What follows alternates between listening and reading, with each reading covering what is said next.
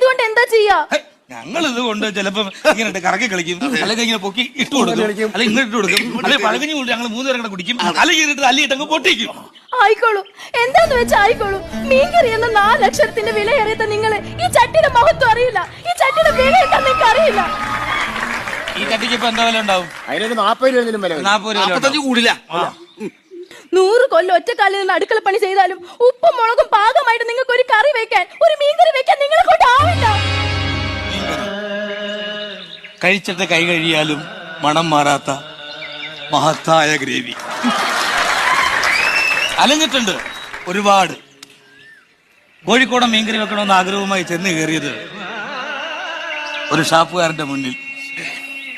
ആവശ്യം അറിയിച്ചപ്പോ ചമ്മന്തി അരച്ച് കാണിക്കാൻ പറഞ്ഞു.